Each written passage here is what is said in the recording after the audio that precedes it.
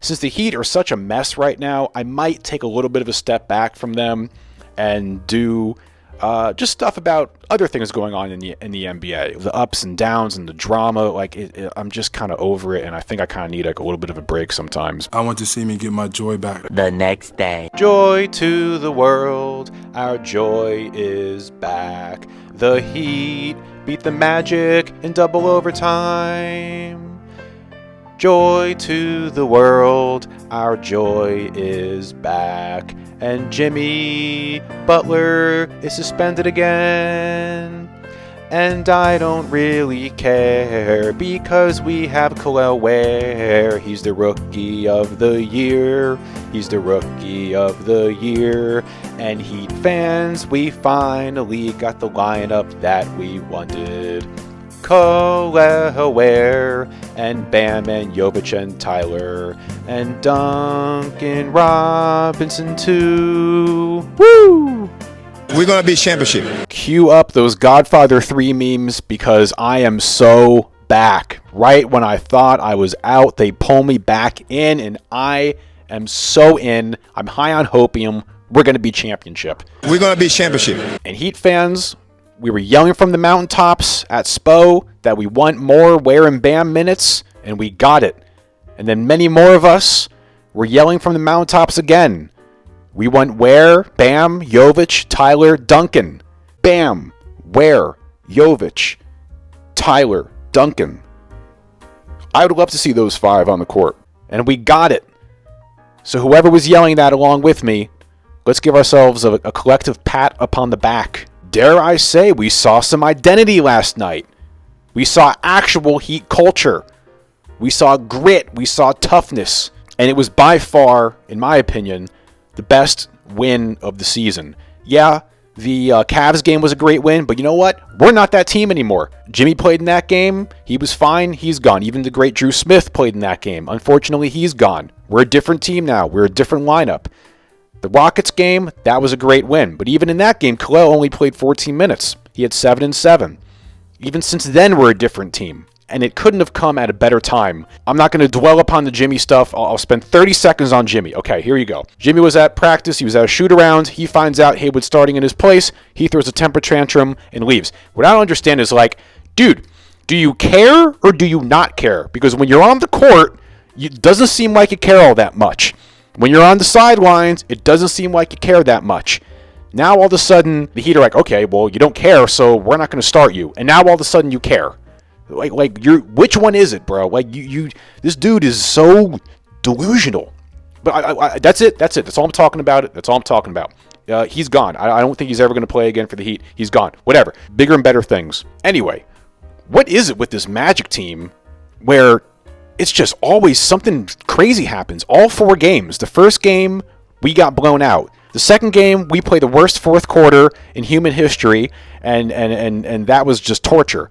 And then the third game, the score was like something from 1972, and Tyler hits a game winner. Now it's a double overtime game. Man, what a fun rivalry we have with the Magic. And this Magic team is tough, man. I mean, I know they're not like crushing it right now in the standings, and they've been struggling a little bit. But remember, that game was only Franz and Paolo's 8th game together this whole season. Paolo, since he's been back, he's had some huge games, and Franz, the game prior to this Heat game, he had a 25-point fourth quarter, tied the franchise record with Tracy McGrady. So those are like 2 very legit basketball players, and this is a team that gives us problems all the time. So really, really good win. To me, the unsung hero of this game is Duncan Robinson. Everybody's talking about Bam and Tyler and Jovic and Ware, as they should. But in my opinion, Duncan is kind of the unsung hero. And you're probably asking yourself, well, why? Well, in that fourth quarter, who was it that really sparked that run? In my opinion, it was Duncan. Duncan hit a 3, then he drew a charge. By the way, apparently Duncan leads the team in charges, which is crazy. And then comes back, hits another 3. Ever since that point in the fourth quarter, we went on a great run, ended that fourth quarter, I think, on a 17-3 run, and within that 17-3 run was like an 11-0 run. All those guys were fantastic. Bam, his best game of the season by far. I'm so happy for him, especially down the stretch. He had, I think, 6 of the 9 points in that double overtime. Great defense, and it had like a playoff intensity. And he's animated, and when Bam is animated and playing like a captain and playing like an all-star, man, it's infectious, and it just trickles down to all the other guys. Tyler, what more can you say about that guy? Playing like an all-star, it's incredible to watch every night, how consistently great that kid has been all season. The thing with this game, especially towards the beginning, was how much he was getting to the basket. I couldn't believe it. His finishing at the basket and how physical he's become, so impressive. I did see he got hurt a little bit on one of those plays. I hope he's okay. I think he will be. And Jovic, I love how creative he is on ball. He initiates offense. He's a playmaker, and him too. Much better on defense, much more physical. Duncan, how he spaces the floor so well, makes big ballsy plays, ballsy shots, and those 5 guys with this lineup, they really have such a nice balance. And all 5 of those guys, they always give the defenders a problem. And I don't even know where to begin. I swear I have 5 pages of notes for this game. So I don't even know where to begin even talking about this game. But if you haven't seen the highlights, do yourself a favor, go watch the highlights. I think the NBA has like an 11-minute highlight video of this game. Plus they have a pretty uncut version of the double overtime. Go watch the game, man. It was great. Both teams were fantastic. So out of my 5 pages of notes, I'm just going to run down my notes and see what I have highlighted and just kind of like talk about that in improv. Okay, so here we go. Tyler attacking, going downhill. We talked about that. Khalil Ware with these 3-pointers. We have a 7-foot-tall 20-year-old that is shooting 4 for 4 from 3. Last night in a double overtime win. And what is it? His last 3 out of 4 games were double doubles. It's unbelievable. Unbelievable how good this kid has been. And remember, it's only been like a month and a half that he's been playing. This is his 5th game starting, and you look at what he's doing already. This is crazy.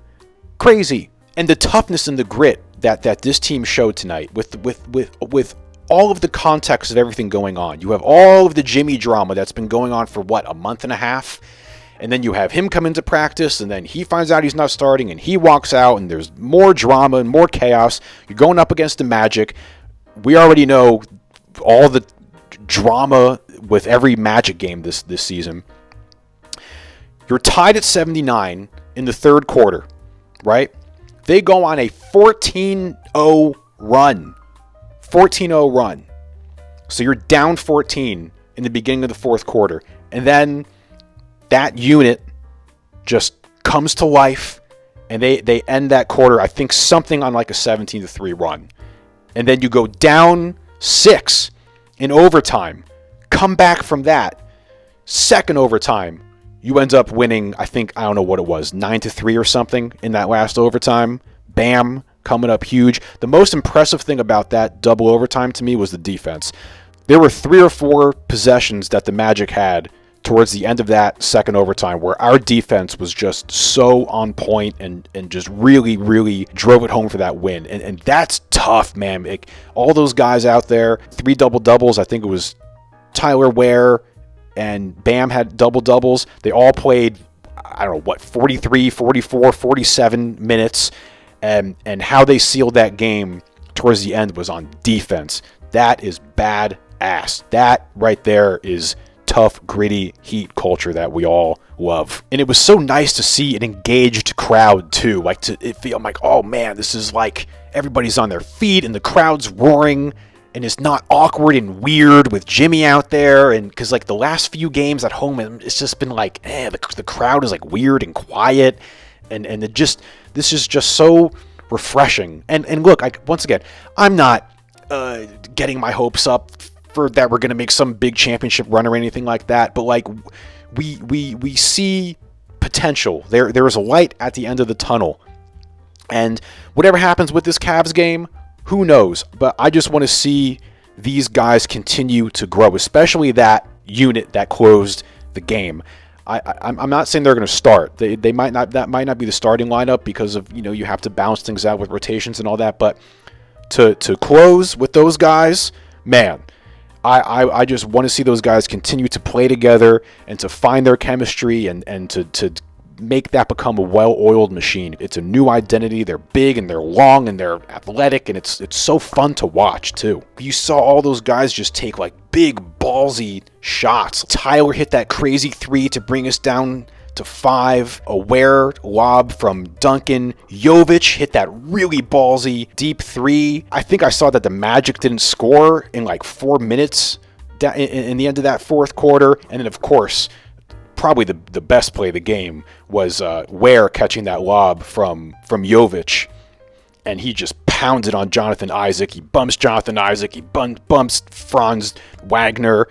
And think about it. That's a lob from a 21-year-old to a 20-year-old. Oh, the future is bright. And I don't know what this talk was about. Oh, like the questioning of Kel'el Ware's motor and all that, like in the draft. Like that was kind of like the question about him. I don't see any issues with that. His motor looks fine to me. I love Jovic being on the ball and dominant, and Harrow and Duncan running around like maniacs off screens, and all three of them are kind of handling the ball a lot, and then Bam and Ware are rolling, and you hit them for lobs, and everybody's just moving around, and there's ball movement, and oh, it's just fun. It's fun. And the overtime was just crazy. Bam had that tough and one from Tyler, then Jovic hit that crazy shot, and then you're in another double overtime, and Duncan lobbed it to Bam. Bam had that huge baseline dunk. Our defense was ridiculous. That other great possession in double overtime where something happened where Kel'el like either stole it or like tapped it from somebody, and it went to Bam, and then Bam hit Tyler for that 3. That put us up 4. Then Paolo turned it over, and then Bam hit that really nice baseline jump shot. That's what I'm saying, man. It's just all the guys playing with confidence and big balls and taking tough, confident shots. They were just playing with a freedom, and then probably a lot of them knew, like, you're like, you know what? Like, Jimmy's gone. Everybody's underestimating us. Let's just go out there and hoop. But the defense, once again, the defense on Paolo, I think we held him to only like 17 points. If you remember the first game of the season, he absolutely killed us. I think he had 30-something. The defense to end that second overtime, to me, was one of the most impressive parts of the game too. And I can't wait to see what happens with this Cavs game. And look, I'm not having any expectations. You might get blown out. Might be a great game. You might win. I don't know what to expect. And that's kind of like the joy of this team. It's this kind of evolving into something. You can kind of feel like it's evolving into something. The crazy thing is we're out of the play-in right now. The Miami Heat are in 6th place despite all of the hell that's been going on this season. You mean, look at my last video. It's called, what's it called? Like rambling about the hellscape that is the Miami Heat or whatever.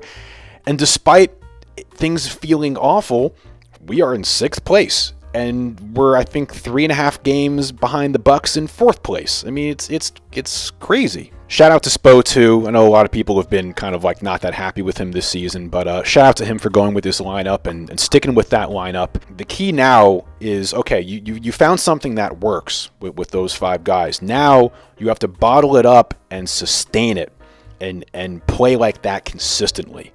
That's the next step. And then maybe after you get rid of Jimmy, maybe you can find a couple good guys that can help and, maybe do something fun this season. I don't know. But I'm having fun, and that's it. I don't feel like rambling anymore. Can't wait for this Cavs game. Should be fun. No idea what's going to happen. But, hey, what do they got? Mobley and Allen? Yeah, whatever. We got Bam and Ware. Let's go. Feeling good. All right. Over and out.